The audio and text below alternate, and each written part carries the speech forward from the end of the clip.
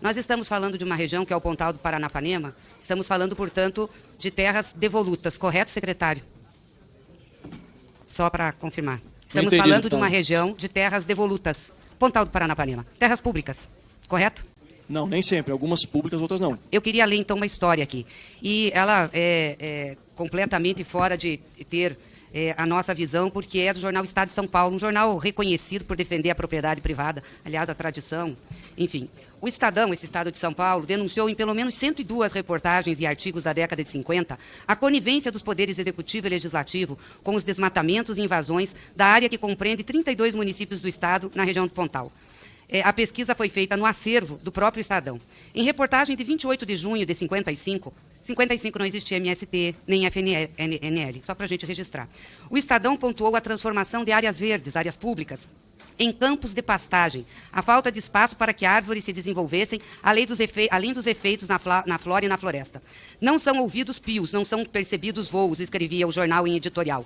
Em certos trechos, nota-se a ação devastadora do homem. Áreas marginais surgem com suas matas completamente destruídas. Clareiras amplas, de forma mais ou menos circular, abrem-se como feridas no verde compacto da região. Até muito longe percebe-se o cinzento triste das queimadas, de onde sobressaem tocos transformados em carvão e algumas árvores maiores já sem vida. Essas invasões, há mais de 70 anos, não existia MST, não existia FNL, eram consideradas totalmente ilegais. Em 1942, no governo Fernando Costa, a Procuradoria do Patrimônio Imobiliário do Estado identificou 247 hectares da região invadidos e exigiu a expropriação de poceiros que ali estavam. Porém, segundo o Estadão, nada foi feito. E o Pontal continuou a ser invadido e derrubado, grilado. O jornal explicou que o Pontal foi saqueado por Adhemar aqui, Adhemar de Barros, ex-governador de São Paulo, por seus parentes, amigos e correligionários que puseram nos postos administrativos de onde deveria partir a repressão alguns testas de ferro do PCPismo. Aquelas terras, por devolutas, pertencem ao Estado, cabendo ao próprio Estado resguardá-las dos delitos que lá, em detrimento do patrimônio e da incolumidade públicos, têm lugar, dizia a nota.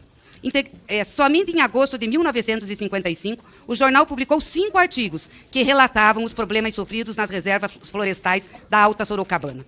Mesmo enquanto o assunto estava em discussão na Assembleia Legislativa, os invasores, de acordo com o Estadão, manobravam no sentido de impedir a aprovação de uma lei de terras, articulavam-se com funcionários públicos e, visando com isso, conseguir títulos de propriedade para legitimação de glebas que haviam usurpado. Uma das tentativas veio por meio de um projeto do deputado Leônidas Camarinha, que visava manter 88 mil hectares como terras devolutas. No entanto, desde a década anterior, eram 159 mil hectares. Ou seja, toda aquela área era de terra devoluta. Então, nós estamos falando aqui sobre patrimônio público, não privado. Nós não estamos falando aqui sobre gente que suou a camisa para comprar terra. Nós estamos falando de grileiros, de poceiros, de gente que invadiu terra pública, que queimou, que desmatou e fez isso com a conivência do Estado de São Paulo. Depois teve a tentativa agora de regularizar. Começou com o Dória e está com o seu governador agora, que quer vender essas terras para legalizar com 90% de desconto.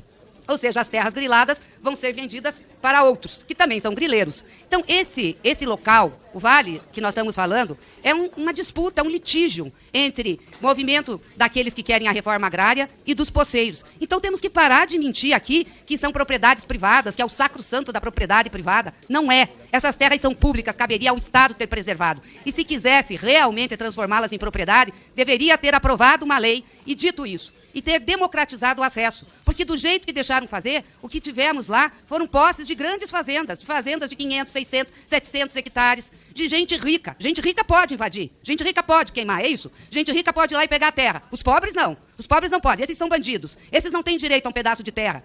Ou vocês acham que a grilagem foi feita como? Com sorrisos e abraços?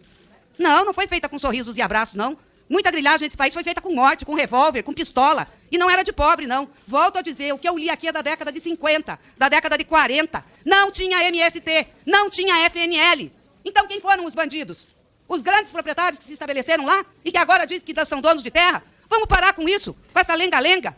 Aliás, eu quero depois usar os meus 5 minutos para uma acusação grave aqui. Eu fiz, senhor presidente, no dia 20 de junho, a pedida da juntada de um vídeo aqui, que é o vídeo do advogado Cirineu Dias, que foi colocado pelaquela senhora, Maria Nancy, como seu advogado, e que ele teria sido, pedido a ele propina pelo Zé Rainha. Ele fez um vídeo, eu queria que passasse o vídeo aqui hoje, inclusive na frente do secretário, dizendo que é mentira, que nunca teve extorsão de Zé Rainha e de nenhum membro da FNL, que ela foi atrás dele porque ela queria vender as terras, porque ela sabia que podia ser invadida e ela queria vender antes, e pediu para ele ir lá negociar. Vamos pôr o vídeo aqui. Se vocês não têm medo, vamos pôr. É bom que o secretário de Segurança veja isso também. E quem sabe fala no seu depoimento, para não dizer que houve extorsão. Então, os fatos têm que ser reestabelecidos. A verdade tem que ser conhecida, a história também. A história tem que ser conhecida. A propriedade privada aqui bradada nessa comissão, principalmente dessa região, não é uma propriedade privada, de origem privada. É uma propriedade pública que foi lá, sim, grilada. Grilada. E vocês sabem de onde vem o termo grileiro.